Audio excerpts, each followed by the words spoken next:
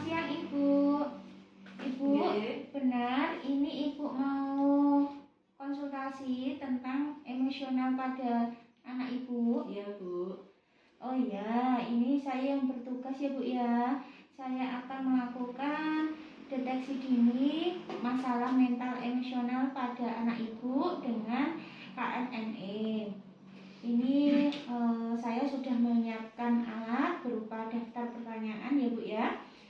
Jadi nanti prosedurnya setiap saya menanyakan pertanyaan ini, Ibu jawab iya atau tidak sesuai apa yang keseharian anak Ibu lakukan. Seperti itu ya Bu ya. Baik Ibu, ini saya langsung saja ya Bu ya. Sebelum melakukan deteksi ini saya menanyakan dulu nama anak Ibu siapa ya? Doni Bu. Oh ya, umurnya 48 bulan. 48 bulan ya Bu ya. Okay. Ini belum sekolah berarti ya Bu ya? Belum. Oh ya. Baik Bu, ini saya langsung saja ya Bu ya. Saya tanyakan ya Bu ya.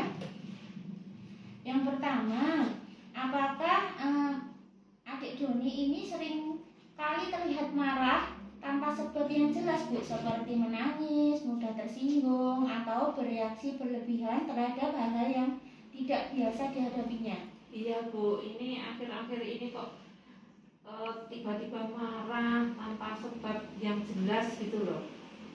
Seperti itu anak Oh saya. iya. Yang kedua ya Bu ya, apakah Mas Doni ini tampak menghindar dari teman-temannya atau anggota keluarganya, menyendiri, sering merasa sedih sepanjang waktu? Enggak Pernah ya Bu ya? sama-sama. Oh iya. Kemudian, apakah Doni ini terlihat berperilaku merusak, menentang terhadap lingkungan sekitarnya, seperti mencuri, kemudian melanggar peraturan yang ada, menyiksa binatang, tanpa tidak peduli dengan nasihat-nasihat yang diberikan kepadanya? Enggak. Tidak ya. Okay. Kemudian, apakah anak Doni ini memperlihatkan adanya perasaan ketakutan atau kecemasan yang berlebihan yang tidak dapat dijelaskan asalnya dan tidak sebanding dengan anak lain seusianya Bu? Enggak. Tidak pernah ya. Apakah anak Doni ini mengalami keterbatasan oleh karena adanya konsentrasi yang buruk atau mudah teralih perhatiannya sehingga mengalami penurunan dalam aktivitas sehari-hari atau prestasi belajarnya Bu? Tidak. Tidak juga ya. Berarti masih bisa berkonsentrasi ya Bu ya? Masih. Ya. Kemudian apakah anak Doni ini menunjukkan perilaku kebingungan sehingga mengalami kesulitan dalam berkomunikasi dan membuat keputusan? Tidak. Tidak juga ya. Apakah anak Doni ini menunjukkan adanya perubahan pola tidur Bu, seperti sulit tidur sepanjang waktu, terjaga sepanjang hari, sering terbangun waktu tidur malam oleh karena mimpi buruk atau mengigau seperti itu? Tidak juga. Apakah anak Doni ini mengalami perubahan pola makan, seperti kehilangan nafsu makan, makan berlebihan, atau tidak mau makan sama sekali Bu? Enggak, masih biasa. Oh iya. Selanjutnya, apakah anak Doni sering mengeluh sakit kepala, sakit perut, atau keluhan-keluhan fisik lainnya Bu? Tidak. Tidak juga ya. Kemudian, apakah anak Doni ini sering mengeluh putus atau berkeinginan untuk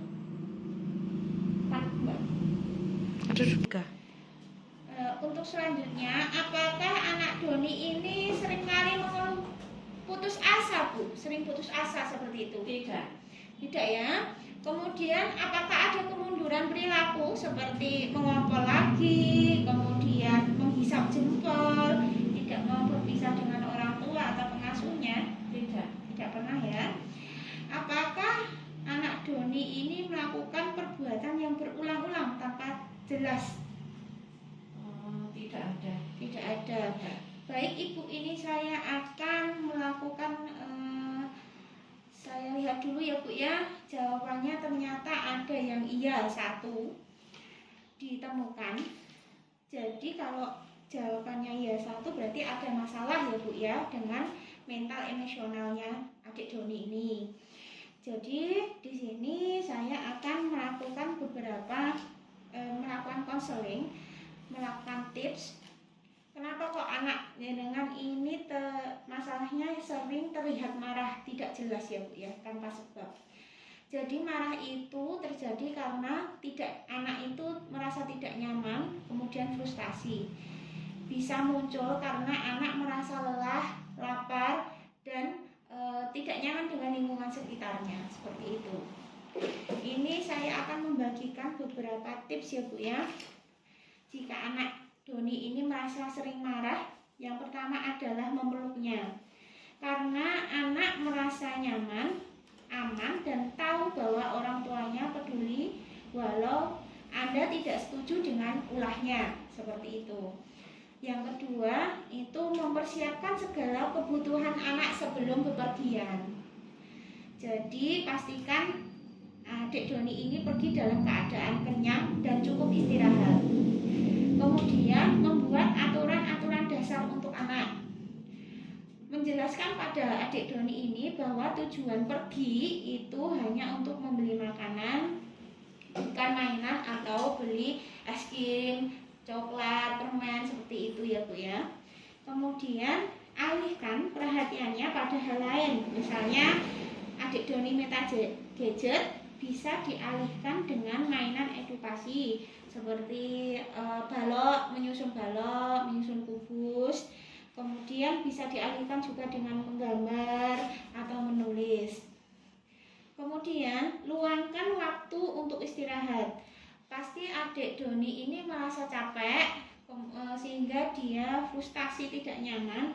Maka sebelum bepergian ke tempat yang baru atau ke tempat rekreasi, pastikan adik Doni ini cukup istirahatnya, seperti tidur siangnya, seperti itu ya Bu ya. Kemudian sebelum bepergian itu jelaskan dulu kegiatan di luar rumah itu ada aturannya. Itu tadi seperti tidak untuk membeli mainan atau membeli makanan kesukaannya, seperti itu. Kemudian kalau di rumah ibu membantu anak untuk belajar. Jadi belajar anak ini belajar sesuatu yang baru seperti cara bekerja sama, kemudian komunikasi, dan mengatasi emosi yang negatif.